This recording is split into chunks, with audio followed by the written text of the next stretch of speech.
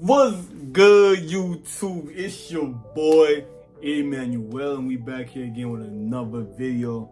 Hey man, in today's video I got a banger for y'all, man. This one's gonna be titled 5 things that I did that destroyed my hair growth. And as you guys can see from the pictures of the thumbnail, my hair went from flourishing, from being all beautiful and nourished and being all lengthy, to just turning into a complete wreck, a complete disaster, which is why, as in the last video, you guys saw, I had to actually cut all my hair off and just restart everything. And not that I wanted to restart, it's like I literally had no choice but to restart, just because the state of my hair had gotten so bad and there was just no recovering from that. So, long story short, we're gonna get into it. Do stay tuned because we're gonna get the log journey started soon.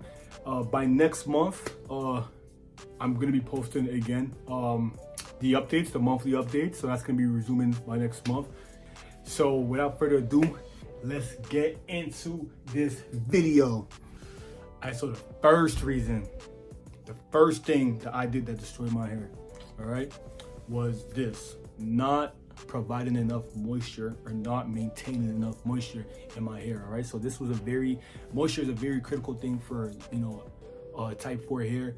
You know what I'm saying? 4B, 4C hair, you gotta have moisture in it. And I was averse to using certain products because I'm gonna touch on that later, because I typically have a bad experience with using or experimenting with different sort of products. So for me, I was just using mainly castor oil and various different oils. But that didn't suffice, because oil is actually something that locks in moisture but doesn't necessarily provide moisture, because oil does not have water in it, right?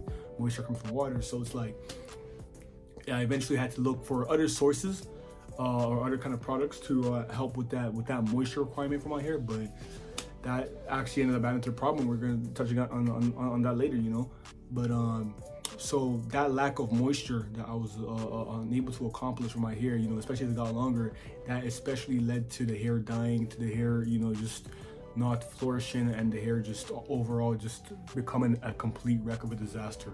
So that's the number one thing, is not having moisture. That's point number one. All right, so we're gonna bring that into number two. All right, so the second thing that I did that destroyed my hair growth was I was going long periods of time without protective styles. Guys, this is not something you should be doing. All right, now it wasn't even that I didn't want to braid my hair, because prior to that I was getting my hair braided very quickly. I wouldn't have my braids out for at least for more than 2 weeks before getting it braided again, because I knew the importance of having it braided. But in this particular situation, I think I underestimated the extent that I could go without getting my hair braided. So I actually overestimated. So I thought that, okay, maybe I can go more than 2 weeks. Maybe I can just leave it for a bit, just because I was too lazy, or I didn't have the time or the energy to go and actually get it braided for that particular month. And it backfired. It simply backfired. The hair just cannot survive outside of protective styles. You have to have it in protective style, whether that's 2-strand twists, whether that's braids, cornrows, box braids, like plaits, like whatever you want to call it, right? Whatever you want to do, you gotta have your hair in some sort of protective style. Otherwise, it's just not gonna work out, and you're just gonna find out the hard way, like I did, right? So that's number two. That's number two that I did, right? And that brings us to number three. All right, so the third thing I did that destroyed my hair was sleeping without a bonnet. All right, or sleeping without any sort of protective headwear. Guys, you don't want to do this. This is terrible. All right, and what this actually does is that this results in hair breakage. All right, because when you sleep, you're rolling your hair all over the pillows, all over, like, especially like a cotton pillowcase. That's even worse, right? If you have a silk pillowcase, that might make things better, but even then, it's still kind of a sticky situation. You know what I'm saying? So it's like, for me, I was just like, because I didn't like wearing a bonnet to sleep. I felt it was uncomfortable, right? But eventually, I found out that there was a certain bonnets that you can purchase that are made of different materials, and these ones are more comfortable. They're not as tight. They're more easier on the head. And so if I had known about these ones, I could have avoided this problem entirely, right? But yeah, you don't want to be sleeping without a bonnet, because point blank simple, you're not protecting your hair when you do that, right? Your hair is just tearing and breaking off onto the pillow, and you could even see it onto the pillow right? And not only that, but it was also affecting the quality of my hair.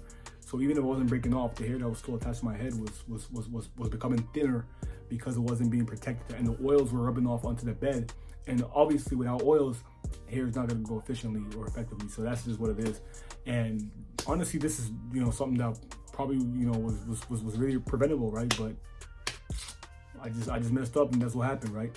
So that brings us into number 4, and number 4 is a little bit related to what we're talking about in number 2, right? With braiding and protective styles, is this: using braiders that are too aggressive on your hair. All right, I was using braiders that were way too aggressive on my hair, and they ultimately would cause my hair to split at the ends. And one thing about split ends is this: split ends are the number one thing that's going to cause you to have to restart. Why? Because when your hair splits, what happens is it splits all the way down to the root. And once your hair splits, it can't grow no more, right? So a lot of you watching this, your hair might not be growing, and you might be wondering, oh, like, why is my hair not growing? And the whole time you don't even realize that you have split ends. That's why your hair is not growing. If you have split ends, I'm sorry to break it to you, but you just got to restart. That's what I did. Because a split hair is not going to recombine magically and start growing. If it's split, it's done. So like, you just got to like start over. That's the only way it's going to grow.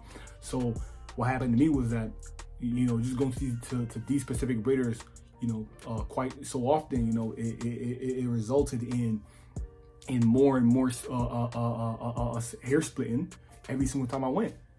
And you can see, you know, you can identify a split hair by looking at the roots. The roots will appear to be thinner than the tips will appear thinner than the roots. So the lower part will be darker, while the top will be kind of frayed and kind of wispy. And that's what kind of happened.